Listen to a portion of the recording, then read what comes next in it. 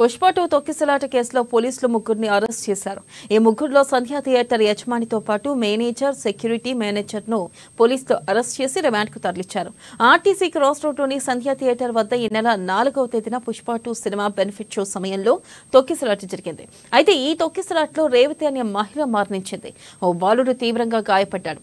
రేవతి కుటుంబ సభ్యుల ఫిర్యాదుతో హీరో అల్లు అర్జున్తో పాటు సంధ్యా థియేటర్ యాజమాన్యంపై పలు సెక్షన్ల కింద పోలీసులు కేసు నమోదు చేశారు.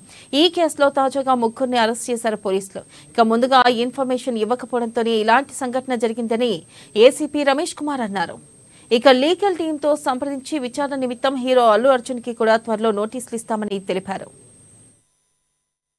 నాడు సంధ్యా 70mm స్పెషల్ షోలు జరుగుతున్నప్పుడు ఒక సఫకేషన్ తోటి ఊపిరాడక లోయర్ బాల్కనీలో చనిపోయిన సంగతి మీ అందరికీ విదితమే. ఆ క్రమంలో దానికి సంఘటనకు బాధ్యులైన దాని గురించి మన డీసీపీ సార్ ఆ రోజు పత్రికా సమావేశం ఏర్పాటు చేసి బాధ్యులైన వారిపై చట్టరీత్యా చర్యలు తీసుకుంటామని చెప్పి చట్ట ప్రకారం 105, 1181 రెడ్ విత్ 3/5 BNS ప్రకారము కేసు నమోదు చేసి చికట్పల్లి పోలీసుల ద్వారా పరిశోధన కొనసాగింది. ఈ పరిశోధన క్రమంలో ఈరోజు సంఘటనకు బాధ్యులైన సందీప్ అనే ఒక యజమానిని, 7 యజమానులలో ఒక యజమానిని మరియు సీనియర్ మేనేజర్ నాగరాజు గారిని, అయిన తర్వాత గంధం విజయ్ చందర్ గారిని ఈరోజు అరెస్ట్ చేసి మెజిస్ట్రేట్ ముందు హాజరుపరచడం జరిగింది.